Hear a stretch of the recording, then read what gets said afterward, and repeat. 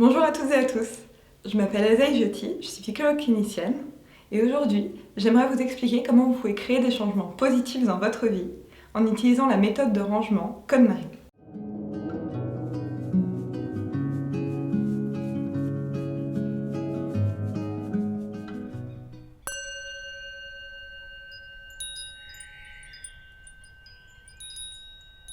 Vous avez probablement entendu parler de Marie Kondo et de son best-seller La magie des rangements.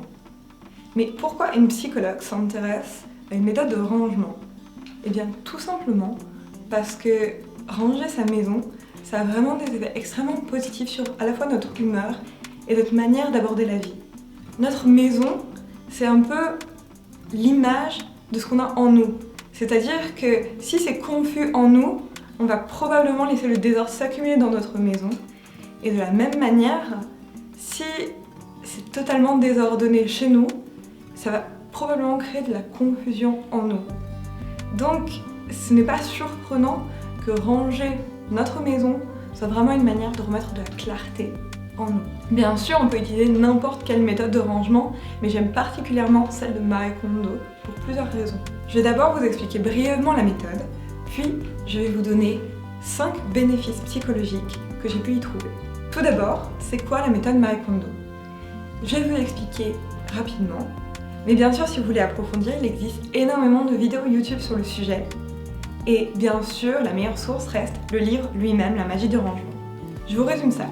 L'idée, c'est vraiment de le faire en une fois, de manière à sentir une différence radicale dans notre vie et à ne pas avoir envie de revenir à l'état précédent parce qu'on se sent tellement bien dans un chez-soi plus ordonné. Il y a 2 grandes étapes dans cette méthode. La première, c'est trier, et la deuxième, c'est ranger.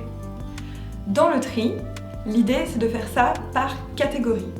Il y a un certain nombre de catégories et un ordre à respecter. Donc dans l'ordre vêtements, livres, papier, objets divers et objets sentimentaux, souvenirs, photos, etc. L'idée, c'est de tout sortir d'une catégorie ou sous-catégorie s'il y a trop d'objets dans une catégorie. Ensuite, on va prendre chaque objet, on le prend dans ses mains, c'est important de pouvoir le sentir, éventuellement de le mettre contre soi, et là de se poser la question, est-ce que cet objet me met en joie? Est-ce que ça me rend heureuse, heureux d'avoir cet objet? Et si la réponse est oui, on le garde, et si la réponse est non, on le jette. Si on jette l'objet, une chose importante, c'est de le remercier. Et ça aide vraiment à laisser partir les objets, de les remercier pour tout ce que cet objet a fait pour nous pendant qu'on l'avait. Par exemple, un vêtement qu'on a beaucoup porté, qu'on a beaucoup aimé, mais qui ne nous va plus ou qui est trop abîmé. Et de pouvoir remercier cet objet, ça permet de le laisser partir. La deuxième étape, c'est de ranger. Une fois qu'on a fait tout le tri de toutes les catégories, là on peut enfin ranger. Et ranger, ça veut vraiment dire que chaque objet ait une place à lui dans la maison. Marie Kondo donne d'autres astuces pour ranger, particulièrement une manière précise de plier les vêtements. Je ne vais pas rentrer là-dedans, vous avez vraiment du contenu sur YouTube si ça vous intéresse. Le premier bénéfice, c'est que cette méthode nous permet de laisser aller le passé et tout ce qui nous alourdit.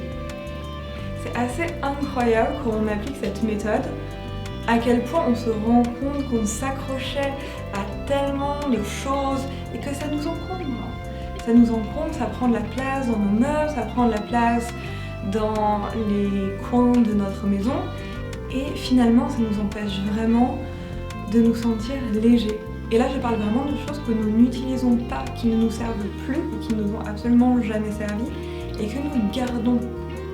Alors imaginez si on garde comme ça des objets dans notre maison qui ne nous servent plus, qu'est-ce qui se passe au plan psychologique? Dans quelle mesure on garde des pensées qui ne nous servent plus, des relations qui ne nous servent plus, des émotions auxquelles on s'accroche mais qui appartiennent au passé et sans lesquelles nous irions tellement mieux. Et je crois vraiment que le fait de faire ce travail, de laisser aller toutes les choses qui nous alourdissent dans notre maison, ça nous permet vraiment de commencer à le faire pour nous, dans nos émotions et dans nos pensées. En faisant mon propre rangement, je me suis rendu compte que je gardais des vieux cours, mais parfois même de la maternelle, qui ne me servaient vraiment pas. Également des vêtements que je n'avais pas mis depuis des années. Et tout ça, quelque part, de manière inconsciente, ça m'entraînait vers le passé, ça m'alourdissait et ça m'empêchait à la fois d'aller de l'avant, mais également vraiment d'être présente ici et maintenant. Le deuxième bénéfice, c'est de clarifier nos priorités ainsi que nos vrais désirs. C'est vraiment quelque chose que Marie Kondo raconte elle-même dans son livre. Elle raconte que ses clients peuvent s'accrocher à une ancienne vision d'eux-mêmes, où ils avaient décidé de prendre des cours pour arriver à faire telle ou telle chose, et puis que finalement ils ne l'avaient jamais fait. Mais pourquoi? Tout simplement parce que c'était pas leur priorité, et c'était pas ce qu'ils avaient réellement envie de faire dans leur cœur. Et lorsque vous allez prendre contre vous certaines choses, vous allez voir si ça vous apporte de la joie, et peut-être que telle ou telle chose où vous vous mettiez la pression depuis très longtemps et vous en vouliez de ne pas le faire, peut-être que vous allez vous rendre compte que la bonne raison pour laquelle vous n'étiez pas en train d'apprendre telle ou telle chose que vous pensiez importante, c'est parce que ça ne provoque aucune joie en vous. Avec cette méthode, on peut donc se rendre compte de ce qui nous rend vraiment heureux et que ce n'était pas forcément ce qu'on croyait à la base. Ça nous permet de laisser aller nos projets non réalisés sans culpabilité et d'aller vers ce que nous voulons vraiment pour nous. Le troisième bénéfice, c'est que cette méthode nous permet de vivre de manière beaucoup plus intentionnelle. Tout simplement parce qu'on se pose la question, est-ce que je veux garder ça dans ma vie? Ou est-ce que vraiment ça ne me convient plus? Ou ça ne m'a jamais convenu? Et on ne fait plus les choses par défaut, on ne garde pas ce vêtement chez nous parce que ça peut toujours servir, on n'achète plus une nouvelle chose tout simplement parce que c'était en solde. On va vraiment se poser la question, est-ce que je veux avoir ça dans ma maison? Est-ce que ça me rend heureux? Est-ce que ça fait de moi la personne que je veux être? Tout résulte vraiment d'un choix conscient et ça c'est vraiment quelque chose qui va pouvoir se traduire sur le plan psychologique.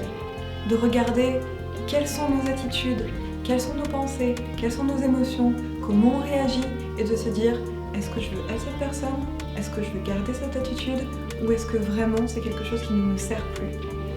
Le quatrième bénéfice, c'est tout simplement d'avoir l'esprit clair et libre. Imaginez une maison qui n'est remplie que de choses que vous avez décidé de garder. Il y a vraiment une clarté qui peut se créer pour vous et cette clarté, c'est vraiment les conditions optimales pour aller vers vous-même, pour vous réaliser, pour réaliser vos projets, pour aller vers vos vrais désirs. C'est vraiment les conditions parfaites. Le cinquième bénéfice, c'est de cultiver la joie et la gratitude. En prenant chaque chose de notre maison et en le mettant sur notre cœur, en nous demandant est-ce que ça m'apporte de la joie? La première chose, c'est qu'on commence à comprendre vraiment qu'est-ce que c'est ressentir de la joie et qu'est-ce qui me donne de la joie dans la vie. Et ensuite, on commence à se sentir vraiment rempli de gratitude et de reconnaissance pour chaque chose qui nous entoure, tout simplement parce que oui, elle nous donne de la joie, on l'a choisi pour ça. Quelque chose que beaucoup de gens voient comme un problème dans la méthode de Marie Kondo, c'est que, voilà, qu'est-ce que vous faites avec les choses vraiment basiques qui ne vous apportent pas particulièrement de joie, mais qui vous sont quand même assez utiles. Par exemple, je sais pas, un tournevis. Un tournevis, je sais pas si ça apporte de la joie à beaucoup de monde. Mais en fait, en se rendant compte à quel point ça nous est utile, à quel point on est heureux d'avoir un tournevis quand on en a besoin. Je pense qu'il n'y a rien de pire que d'avoir besoin de quelque chose et de se rendre compte qu'on l'a jeté. Et bien, ce tournevis, il va devenir source de joie et vous allez pouvoir ressentir de la gratitude même pour un simple tournevis, tout simplement, parce que vous êtes bien content de le trouver quand vous en avez besoin. Donc, cette méthode va vraiment nous apprendre à nous sentir reconnaissants pour toutes les choses que nous avons. Le sixième bénéfice de cette méthode, c'est vraiment de pouvoir trouver une relation plus juste et plus apaisée avec les objets. On est dans une société où l'accumulation d'objets est vraiment devenue la norme.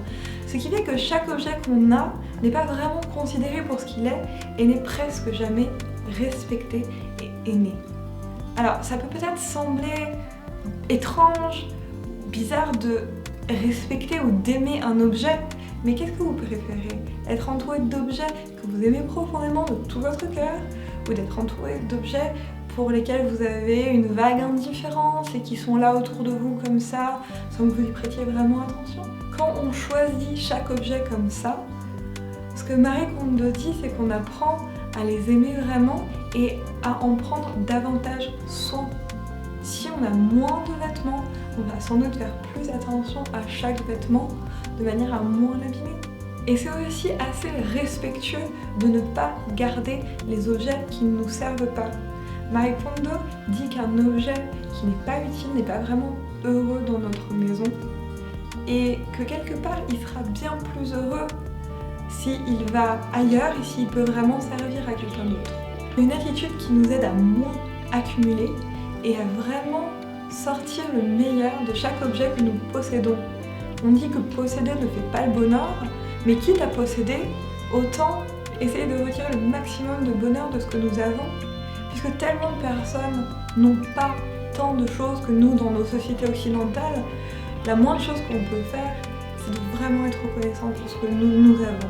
Il y a vraiment une relation particulière de Marie Kondo aux objets, enfin, c'est probablement sa culture japonaise, et moi je trouve que c'est très beau et j'aime bien m'en inspirer. Par exemple, le fait de pouvoir saluer sa maison quand on rentre chez soi, le fait de pouvoir parler aux objets, les écouter, leur demander ce dont ils ont besoin. Par exemple, un vêtement, on va pouvoir lui demander est-ce que tu as envie d'être plutôt sur un cintre ou d'être plutôt plié, et on voit comment le vêtement est plus heureux. Et c'est vrai qu'un tissu est plus heureux, soit plié, soit sur un cintre. On peut le voir, on peut le sentir. Et je trouve que développer ce type de relation, c'est plutôt sympa. Mais surtout, je trouve que respecter même les objets qui sont autour de nous et les aimer, c'est également apprendre à se respecter soi-même, à s'aimer davantage. Et ça, c'est vraiment important. Et voilà, c'était les 6 bénéfices psychologiques que vous pouvez trouver en appliquant la méthode de rangement de Marie Kondo. Merci d'avoir pris de votre temps pour regarder cette vidéo et n'hésitez pas à vous abonner si vous voulez plus de contenu sur comment transformer votre vie. À bientôt!